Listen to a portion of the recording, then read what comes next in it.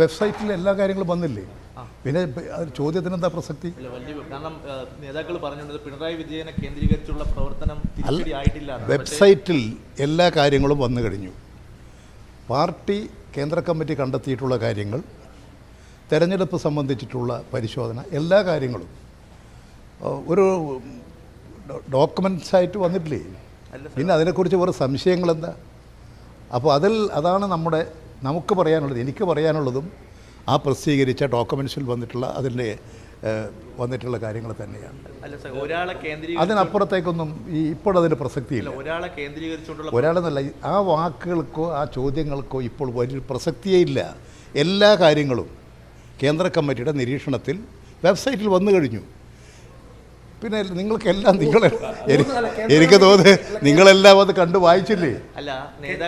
പിന്നെ നിങ്ങൾക്ക് അതിൻ്റെ അകത്ത് കയറി എന്തെങ്കിലും ഉണ്ടോ എന്നിങ്ങനെ നോക്കി നടന്ന് പുതിയ വാർത്ത സൃഷ്ടിക്കാനാണെങ്കിൽ ഇപ്പോൾ ഞാനൊന്നും പറയാൻ ഉദ്ദേശിക്കുന്നില്ല. വേറെ എന്തെങ്കിലും കാര്യം, നാട്ടിൻ്റെ കാര്യം പറ. കേന്ദ്ര കമ്മിറ്റി പ്രസിദ്ധീകരിച്ച കേന്ദ്ര കമ്മിറ്റി തീരുമാനങ്ങൾ പൂർണ്ണരൂപത്തിൽ അങ്ങ് യോജിക്കുന്നുണ്ടോ? അല്ലെന്ന്, അതൊരു പാർട്ടി കമ്മിറ്റിയുടെ തീരുമാനത്തിൻ്റെ ഭാഗമായിട്ടല്ലേ പാർട്ടി കേന്ദ്ര കമ്മിറ്റി പ്രസിദ്ധീകരിക്കുക. അത് പാർട്ടിയുടെ എല്ലാവരും അംഗീകരിക്കേണ്ട അംഗീകരിക്കുന്നതാണ്. അതിൽ പിന്നെ വേറൊരാൾക്കൊന്നും അതിനെ ചോദ്യം ചെയ്യാൻ അവകാശമൊന്നും പാർട്ടിയിലില്ല, കമ്മ്യൂണിസ്റ്റ് പാർട്ടിയിലില്ല.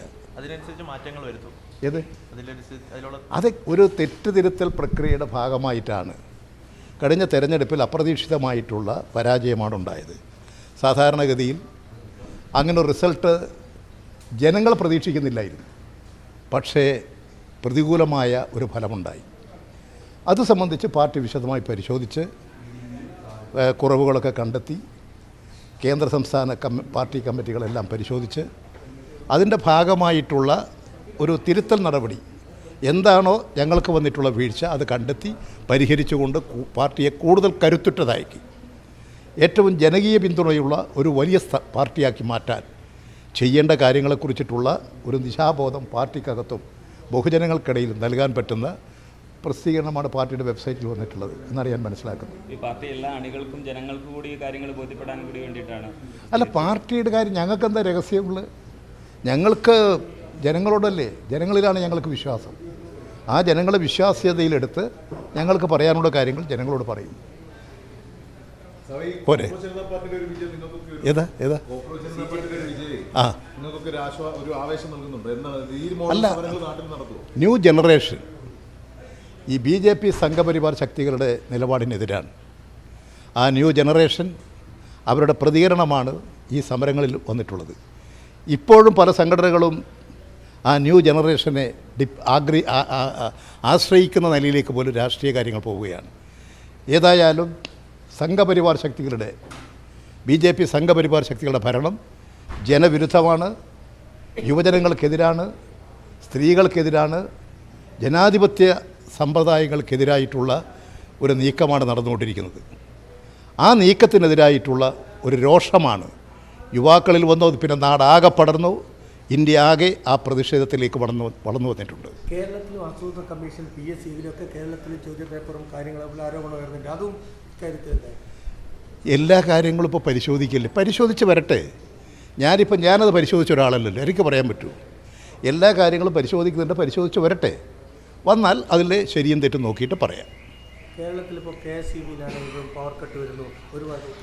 കേരളത്തിലെ UDF ഗവൺമെൻറ്റിൻ്റെ പിടിപ്പുകേടുകൊണ്ട്, പ്രാപ്തികേടുകൊണ്ട് ഓരോ വകുപ്പും ദുർബലപ്പെട്ടുകൊണ്ടിരിക്കുകയാണ്.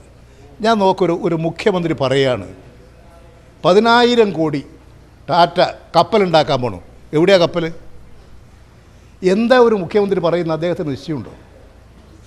ഒരു മുഖ്യമന്ത്രിയല്ലേ, എന്തടിസ്ഥാനത്തിലാണ് പ്രഖ്യാപിക്കുന്നത്? എന്തൊക്കെ നിലപാടാണ് സ്വീകരിക്കുന്നത്? ഇതൊരു വിഷയത്തിൽ മാത്രമാണ്. എല്ലാ കാര്യങ്ങളും മറ്റൊരു മന്ത്രി പ്രഖ്യാപിക്കുന്നു. നമ്മുടെ രോഗികൾക്ക് ആശ്വാസം കൊടുക്കുന്നതാണ് DYFI കേരളത്തിൽ ആരംഭിച്ചിട്ടുള്ള പൊതിച്ചോറ് വിതരണം. ഒരു 12 മണിയാകുമ്പോൾ ആളുകൾ ഇങ്ങനെ വന്ന് ക്യൂ നിൽക്കും DYFIയുടെ പതാകയും നോക്കിയിട്ട്. അങ്ങനെയുള്ള ഒരു പ്രസ്ഥാനം ഈ കേരളത്തിൽ എത്ര കാലമായി? 10-20 കൊല്ലത്തിലധികമായി. ഞാനത് നാളെ മുതൽ അവസാനിപ്പിക്കും. ഏത് മന്ത്രിയായത്? എന്താ അദ്ദേഹം ഇങ്ങനൊരു പ്രഖ്യാപനം നടത്താൻ? കാര്യങ്ങളെക്കുറിച്ച് പഠിക്കുകയോ മനസ്സിലാക്കുകയോ ചെയ്യുന്നില്ല. ഒരു കാര്യത്തെക്കുറിച്ച് നിശ്ചയമില്ല. ഭരണപരമായൊരു നിരീക്ഷണമില്ല, അവരുടെ ഉത്തരവാദിത്വത്തെക്കുറിച്ച് അവർക്ക് ധാരണയില്ല. അതാ ഇപ്പോൾ നടന്നുകൊണ്ടിരിക്കുന്നത്. ഇതെവിടെ കൊണ്ട് ചെന്നെത്തിക്കും? മുഖ്യമന്ത്രി തന്നെ പറഞ്ഞുകൊണ്ടിരിക്കുന്ന കാര്യങ്ങൾ നിങ്ങൾ ശ്രദ്ധിച്ചു നോക്ക്. എനിക്ക് തോന്നുന്നു നിങ്ങൾക്കെല്ലാം അത് സംബന്ധിച്ചിട്ടുള്ള നിശ്ചയമുണ്ടാവും. നിങ്ങളെല്ലാം അത് സംബന്ധിച്ച് വാർത്തകൾ കൊടുത്തിട്ടുള്ളവരാണ്. എന്തൊക്കെയാണ് ചെയ്തു വെക്കണത്? അപ്പോൾ ഇത് കാര്യശേഷിയില്ലാത്തൊരു ഗവൺമെൻറ്റാണ്. പരസ്പരം മന്ത്രിമാരെ സംബന്ധിച്ച് കൂടിയാലോചനകളോ ചർച്ചകളോ ഇല്ല. കാര്യങ്ങൾ ആലോചിച്ച് കേരളത്തിൻ്റെ താല്പര്യം സംരക്ഷിക്കാൻ അവർക്ക് സാധിക്കുന്നില്ല. വൈദ്യുതി രംഗത്ത് പവർ കട്ടും ലോഡ് ഷെഡിങ്ങും അല്ലേ? 10 കൊല്ലം ഇവിടെ പവർ കട്ട് ഉണ്ടായിരുന്നു. നിങ്ങളെല്ലാം എഴുതിയില്ലേ പവർ കട്ടും ലോഡ് ഷെഡിങ്ങും ഇല്ലാത്തൊരു കേരളം? വെളിച്ചം, വൈദ്യുതി ആവശ്യം പോലെ ജനങ്ങൾ കൊടുത്തില്ലേ? ഇവിടെ ഉൽപ്പാദിപ്പിക്കുന്ന കുറവാണ്. പക്ഷേ കേരളം ഇരുട്ടിലേക്ക് പോകരുത്. അതുകൊണ്ട് തന്നെ എവിടെ നിന്നൊക്കെ വൈദ്യുതി കിട്ടും വാങ്ങി കേരളത്തിൻ്റെ വെളിച്ചം കൊടുക്കാൻ 10 കൊല്ലക്കാലം പരിശ്രമിച്ചു. ഇപ്പോഴെന്താ പറയുന്നത്? പ്രാർത്ഥിക്ക് മഴ പെയ്യാൻ. ഇതാണോ ഒരു മന്ത്രി പറയേണ്ടത്? എത്ര ദുർബലമാണത്. അതെനിക്ക് തോന്നുന്നൊരു കാര്യം കൂടി ഞാൻ പറയാം. വൈദ്യുതിയുടെ ചാർജ് വർദ്ധിപ്പിക്കാനുള്ള നീക്കമാണ് അതിൻ്റെ പിന്നിൽ. ഇവിടെ ഇങ്ങനെ പവർ കട്ട് ലോഡ് ഷെഡിംഗ് ഒക്കെ വരുത്തി വൈദ്യുതി ഇല്ല, എന്നാൽ ഇരിക്കട്ടെ, കുറച്ച് വില അങ്ങ് വർദ്ധിപ്പിച്ച് കളയാം. മഴയുമില്ല, എന്നാൽ പിന്നെ വില കൂട്ടിക്കളയാം. അതിൻ്റെ തുടക്കമാണിത്. ഇതൊന്നും കേരളം ക്ഷമിക്കുമെന്ന് ധരിക്കരുത്. ഈ സമരക്കാരുടെ കാര്യം പറയുമ്പോൾ തന്നെ PG മോഹൻദാസ് ഈ സമരത്തിൽ പങ്കെടുത്ത സ്ത്രീകളെ വളരെ വൃത്തികെട്ട രീതിയിൽ അധിക്ഷേപിച്ചുകൊണ്ട് വീഡിയോ ചെയ്യുകയും അവർ ബലാത്സംഗത്തിന് പോലും താല്പര്യപ്പെടുന്ന ആളുകളാണ് സ്ത്രീകളെന്നൊക്കെയുള്ള പരാമർശം നടത്തിയത്. പരാതി സർക്കാരിൻ്റെ മുമ്പിലുണ്ടെന്ന് അന്വേഷിക്കുമെന്ന് പറയുന്നുണ്ട്. ഇങ്ങനെയുള്ള ആളുകൾക്കെതിരെ ശക്തമായ നടപടി വേണ്ട. ഏതാ ആരാ? RSS തന്നെ അങ്ങനെയല്ലേ? പിന്നെ എൻ്റെ നേതാവിനെ കുറിച്ച് പറയാനുണ്ടോ? അവർ ജനങ്ങൾക്ക് വേണ്ടി ജനാധിപത്യ രീതി കാത്തു സൂക്ഷിക്കുന്നവരാണ്. അവരെന്തൊക്കെയാണ് ചെയ്തു വെക്കുന്നത്? രാജ്യത്തെ നശിപ്പിക്കുകയല്ലേ? അതുകൊണ്ട് അത്തരത്തിലുള്ള സംഘപരിവാർ ശക്തികൾ ഈ നാടിനെ നശിപ്പിക്കുകയാണ്. ഇത് ജനങ്ങൾ അതിവേഗം തിരിച്ചറിഞ്ഞ് നമ്മുടെ നാടിനെ രക്ഷിക്കുക, മതേതരത്വവും ജനാധിപത്യവും കാത്തു സൂക്ഷിക്കുക. ഇവിടെ തന്നെ ഇവരെ CJPയുടെ കാര്യം നടന്നു. എത്ര മൃഗീയമായ നിലപാടാണ് സ്വീകരിച്ചത്? എങ്ങനെയാണ് അതിന് നേരെ വെടിവെപ്പ് നടത്തിയത്? എങ്ങനെയാണ് അവിടെ സമരത്തിൽ പങ്കെടുക്കുന്ന വിദ്യാർത്ഥികൾക്ക് നേരെ ജലപീരങ്കി ഉപയോഗിച്ചത്?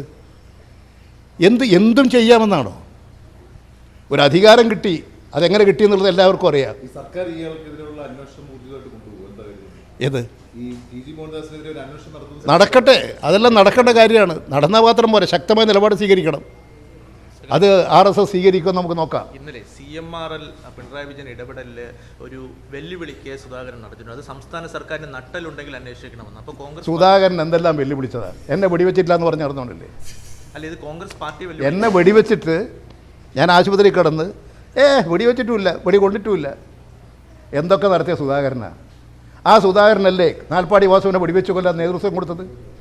അവനിതൊക്കെ പറയാൻ എന്ത് ധാർമ്മികതയാണ്? ആരാ സുധാകരൻ എന്നറിയുന്നവർക്കറിയാം. ചീമനിൽ എത്രയാളെ ചുട്ടുകൊല്ലാൻ നേതൃത്വം കൊടുത്തത്? എത്രയാളെ വെട്ടിക്കൊന്നിട്ടുണ്ട് കണ്ണൂരിലും പരിസര പ്രദേശങ്ങളിലും? കണ്ണൂർ ടൗണിലെ നാണൂരെ ബോംബെറിഞ്ഞ് കൊന്നത് സുധാകരൻ വന്ന് മാടിക്കെട്ടിന്ന് വെക്കടാ ബോംബ്. ഇതൊക്കെ നടത്തിയ ഒരാൾ എന്ത് രാഷ്ട്രീയ നേതാവ്?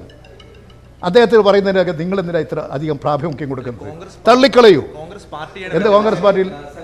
അയാളിപ്പോൾ കോൺഗ്രസ് പാർട്ടിയുടെ ആരാ? അയാൾ വെല്ലുവിളിച്ചോണ്ടേയിരിക്കും. അയാളെ തന്നെ ചിലപ്പോൾ വെല്ലുവിളിക്കും. കേട്ടോ? ഈ അവലോകനം പ്രസിദ്ധീകരിച്ചു. ഇപ്പം ഈ കേന്ദ്ര നേതൃത്വത്തിന് ഇപ്പോൾ കുറച്ചുകൂടി ഒരു ധൈര്യം കിട്ടിയിട്ടുണ്ടോ സംസ്ഥാന നേതൃത്വത്തിൽ? അല്ല, പാർട്ടിയുടെ എല്ലാ കമ്മിറ്റികൾക്കും എല്ലാ ധൈര്യവും ശേഷിയുണ്ട്.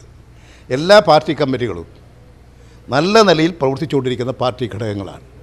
നല്ല കാര്യശേഷിയും നല്ല നിരീക്ഷണവും ഒരു മാർക്സിസ്റ്റ് ധാരണയുമുള്ള പാർട്ടി ഘടകങ്ങളാണെല്ലാം. ഞങ്ങളെ ബ്രാഞ്ച് മുതൽ എല്ലാ ഘടകങ്ങളും നല്ല രാഷ്ട്രീയ ധാരണയോട് കൂടിയാണ് പ്രവർത്തിക്കുന്നത്. ഞങ്ങളെന്തിനാണ് പഠിക്കുന്നത്? ഞങ്ങളെല്ലാം എന്തെല്ലാം വിമർശിക്കുന്നുണ്ട് അദ്ദേഹത്തെ. പിന്നെ അതെല്ലാം വന്ന് നിങ്ങളോട് ഞങ്ങൾ പറയാറില്ല എന്നേ ഉള്ളൂ. അത് ഞങ്ങളുടെ പാർട്ടി സംഘടനാ കാര്യമാണ്. ഞങ്ങൾക്ക് പറയേണ്ട കാര്യം ഞങ്ങൾ പാർട്ടിയിൽ പറയും. ആ പാർട്ടിയിൽ പറയും. അതിൻ്റെ അടിസ്ഥാനത്തിൽ കാര്യങ്ങൾ ആലോചിക്കും. എല്ലാവരും പാർട്ടിയിൽ വിമർശനമുണ്ട്, സ്വയം വിമർശനമുണ്ട്, തെറ്റ് തിരുത്തലുണ്ട്, സ്വയം തിരുത്തലുണ്ട്. ഇതെല്ലാം നടത്തി പ്രവർത്തിക്കുന്ന ഒരു പാർട്ടിയാണ് കമ്മ്യൂണിസ്റ്റ് പാർട്ടി. പാർട്ടിയിലെ ചർച്ചകൾ ചോരുന്നത് അതൊരു പാർട്ടിയുടെ ദുർബലത മനുഷ്യരുടെ പാർട്ടിയല്ലേ. ഒരു ദോഷവുമില്ലാത്തവരാണ് മനുഷ്യരെല്ലാം. മനുഷ്യൻ്റേതായ ദൗർബല്യങ്ങളും ഗുണങ്ങളുമുണ്ട്. മനുഷ്യരുടെ സമൂഹത്തിൻ്റെ പാർട്ടിയാണ്. അപ്പോൾ ദൗർബല്യങ്ങൾ ഉണ്ടായേക്കും. പാർട്ടിയിലും സംഘടനയിലും ആ ദൗർബല്യങ്ങൾ ഉണ്ടാകും. അങ്ങനെ ഉണ്ടാകുന്ന ദൗർബല്യങ്ങൾ കണ്ടെത്തി പരിഹരിച്ചൊരു മാർസ്യൻ ധാരണയോടുകൂടി പ്രശ്നങ്ങളെ നിരീക്ഷിച്ച് മുന്നോട്ട് പോവുക എന്നുള്ളതാണ് കമ്മ്യൂണിസ്റ്റ് പാർട്ടിയുടെ മാർക്സിസ്റ്റിൻ്റെ ലക്ഷ്യം. അതാണ് ഞങ്ങൾ നടപ്പിലാക്കുന്നത്.